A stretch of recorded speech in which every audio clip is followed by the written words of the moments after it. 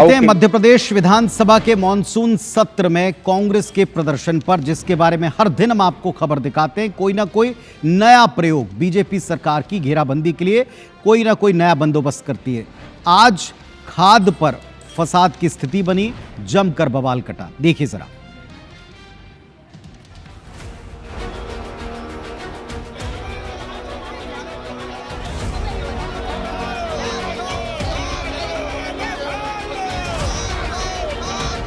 किसानों के आंसू पोंछने वाली सरकार नहीं है। ये जबरदस्ती दिया जा रहा है किसानों को। कांग्रेस दो मुही नीति अपनाती है। कांग्रेस का बीज तो पहले से ही खराब हो चुका है। मध्य प्रदेश विधानसभा में इन दिनों सदन में चर्चा कम और प्रदर्शन खूब हो रहे हैं। ये हम नहीं कह रहे हैं, बल्कि हर दिन विधानसभा से आने वाली तस्वीरें इसे खुद बयां कर रही हैं।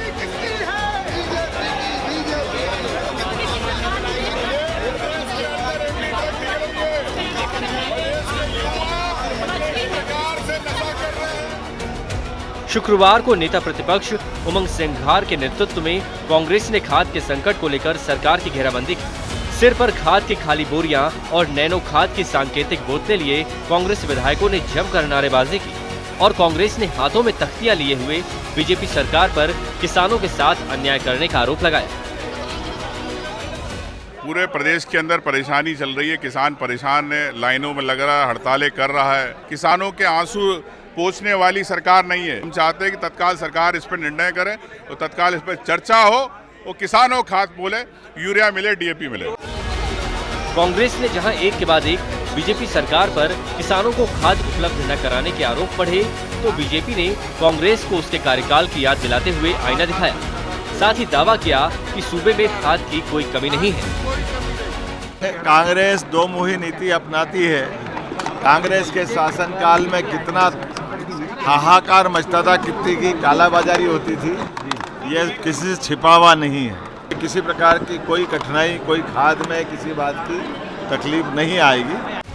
कुल मिलाकर विधानसभा के मानसून सत्र में पहले दिन से कांग्रेस और बीजेपी के बीच सियासी तलवारें खिंच रही हैं। कांग्रेस जहां आक्रामकता के साथ बीजेपी को जनहित के मुद्दों पर घेर रही है, तो बीजेपी भी पूरी ताकत से काउंटर कर रही है। पक्ष विपक्ष के वार पलटवार के बीच सबसे बड़ा सवाल ये है कि सदन में सिर्फ हंगामा होगा तो चर्चा कब होगी। सवाल ये भी कि अगर सूबे में खाद उपलब्ध है तो प्रदेश में किसानों को लंबी लंबी कतारें क्यों लगानी पड़ रही हैं। विवेक पटैया, IBC 24, भोपाल।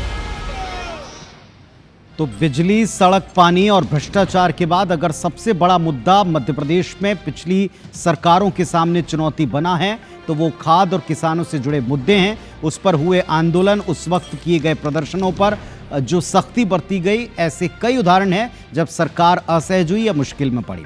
और इसी विषय को आज भुनाने का, कैश करने का प्रयास भारतीय जनता पार्टी की सरकार के सामने विपक्ष ने, कांग्रेस ने फिर किया।